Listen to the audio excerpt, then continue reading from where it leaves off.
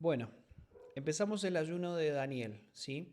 Tomamos como referencia justamente este libro, que tiene 12 capítulos y que nos da algunas pautas de lo que Daniel hizo en ese tiempo para no contaminarse con las costumbres que tenía la sociedad a la cual él fue llevado cautivo, ¿sí?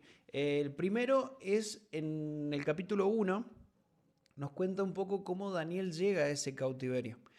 El rey Nabucodonosor sitia Jerusalén, que era donde estaba Daniel, vence al rey que estaba de turno y se lleva consigo muchas cosas del templo hacia Babilonia y también toma de rehén o cautiva a mucha gente. Entre ellos habían unos jóvenes, entre los cuales estaba Daniel. El rey Nabucodonosor decide que se elijan los jóvenes que tienen mejor salud para estar al servicio de Babilonia. ¿Sí? Y a estos jóvenes se les daba la misma comida que el rey servía en su mesa y también el vino. A lo que Daniel decide y le pide al superior que en ese momento quedó a cargo de él que no se le diera esa comida, sino que se le pudiera dar solamente legumbres y vegetales, para que los pusieran a prueba. ¿Sí? Al cabo de 10 días, la persona que estaba a cargo de Daniel, Sadrach, Mesach y Abednego, que eran tres jóvenes más que también fueron llevados cautivos a Babilonia, los encontraron que estaban más fuertes, más robustos. Esta es la primera vez que el libro de Daniel nos cuenta que él decide voluntariamente dejar de alimentarse de algo para apartarse, cuidarse y no contaminarse. Después en el capítulo 10 nos dice que Daniel hace un luto de 21 días donde no come carne, ni cosas pesadas, ni tampoco vino. Este luto él lo hacía por la visión que había tenido de las cosas que iban a acontecer, porque lo había dejado muy afligido.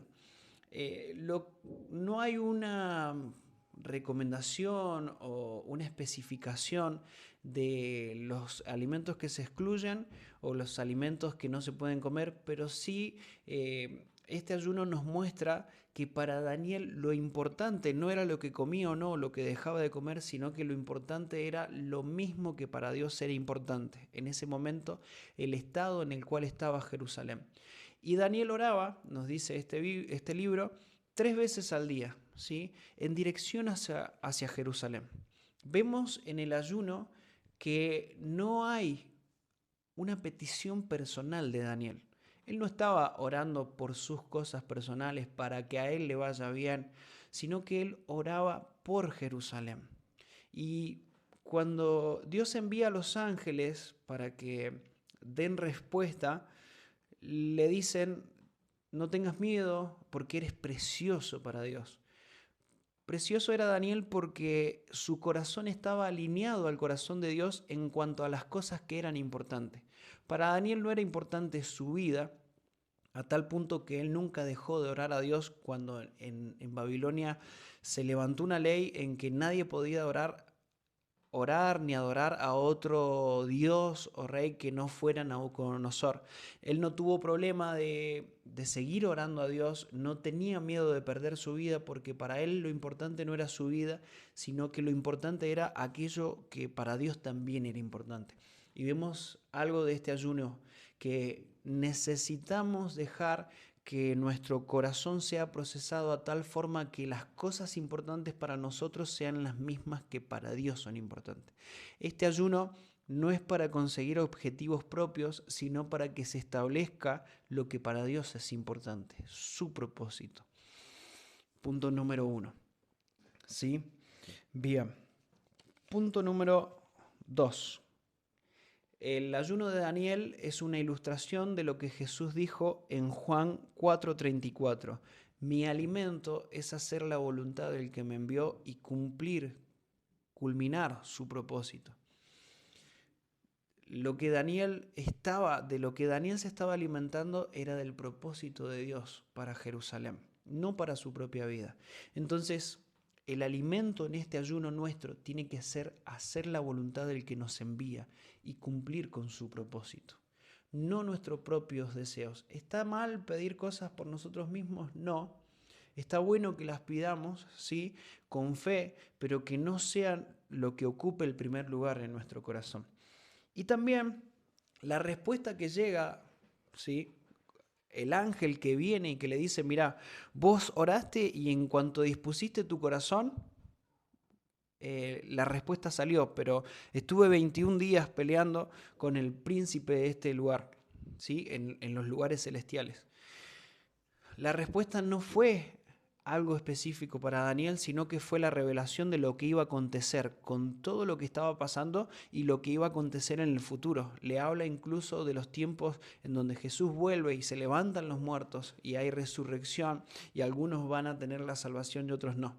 Es decir, que este ayuno le estaba mostrando a Daniel eternidad, aquello que verdaderamente es importante. Esta vida que vivimos es solo una sombra y no es importante en comparación a la eternidad de Dios. Eso es lo que verdaderamente importa.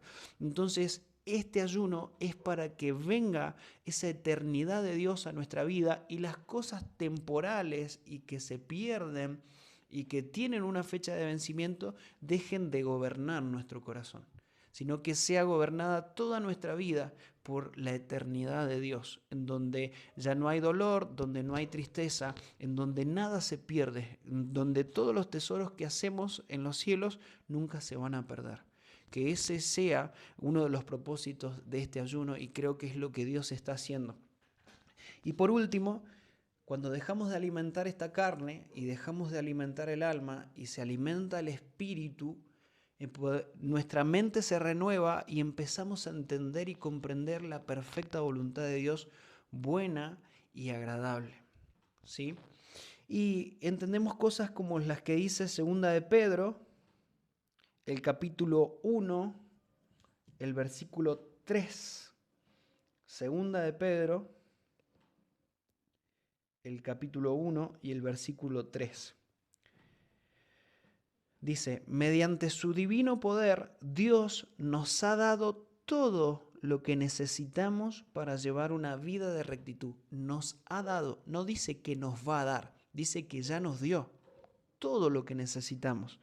Todo esto lo recibimos al llegar a conocer a aquel que nos llamó por medio de su maravillosa gloria y excelencia. Y debido a su gloria y excelencia nos ha dado grandes y preciosas promesas. Estas promesas hacen posible que ustedes participen de la naturaleza divina y escapen de la corrupción del mundo. El ayuno es para que nosotros podamos entender que ya todo nos ha sido concedido. No es que Dios nos va a dar la victoria a través del ayuno. Dios lo que va a hacer es que nuestros sentidos sean liberados de la hechicería, que sean purificados para que podamos llegar a entender que todo ha sido concedido en Cristo. Porque toda la plenitud de Dios habita en Cristo. Y Cristo es quien nos fue entregado a nosotros. No es que Dios nos va a sanar, Dios nos entregó a Cristo en el cual por medio de sus llagas hemos sido sanados. Es decir, Dios ya nos dio todo. Si yo pusiera mi celular en el bolsillo y después lo anduviera buscando por toda la casa, parecería algo muy ridículo, ¿no? Buscar algo que ya tengo dentro. El ayuno, por ejemplo, no es para buscar algo que ya nos ha sido concedido. La presencia de Dios habita en nosotros, entonces no tenemos que buscarla, sino que callar todas las voces, dejar de alimentarnos para escuchar lo que Dios mismo quiere decirnos a través de su Espíritu que está en nosotros. El ayuno no es para hallar la sanidad, es para entender que ya nos fue dada la sanidad por medio de las llagas de Jesús. El ayuno no es para encontrar libertad, el ayuno es para entender que ya la libertad nos fue dada por medio de la sangre de Jesucristo y todos nuestros pecados fueron perdonados. El ayuno en sí es para entender que todo nos ha sido concedido. Lo que el diablo va a tratar de hacer es hacernos creer que depende de nosotros, que aún no ha sido hecho y que depende de nosotros, como lo dice Gálatas, el capítulo 4. ¿Sí? Cuando habla de Abraham y habla de la promesa que Dios le hace a Abraham de que va a tener un hijo a pesar de su larga edad, ¿sí? Y en donde Abraham en su esfuerzo humano trató de cumplir la promesa que Dios le había hecho. Y creo que el ayuno es para ayudarnos a entender que no es por lo que nosotros podamos hacer, que lo único que necesitamos hacer es morir a nosotros mismos y tener fe en lo que Cristo ya hizo. Ya todo está hecho, ya todo está consumado. No se trata de nuestro esfuerzo, no es que si yo oro más voy a tener más respuesta de Dios. Es si yo muero voy a escuchar lo que el Espíritu Santo está hablando dentro mío. Porque Él va a habitar dentro mío, Él habita dentro mío si yo todos los días decido crucificar mi naturaleza pecaminosa. En Gálatas, cuando lo puedan leer, después nos habla de esto, ¿sí? Los Gálatas eran personas que habían creído en el sacrificio de Jesús, pero que en un momento, escuchando a otras personas que no eran los apóstoles, decidieron cumplir la ley para hallar el favor de Dios. Y Pablo les dice, ¿ustedes saben qué dice la ley? La representación de la ley es la mujer esclava, de la cual Abraham tuvo su primer hijo por medio de su esfuerzo humano. Esta ley no podía cumplir ni participar de las promesas de Dios. Solo el Espíritu era el que iba a hacer que la promesa de Dios se pudiera cumplir, que Isaac naciera.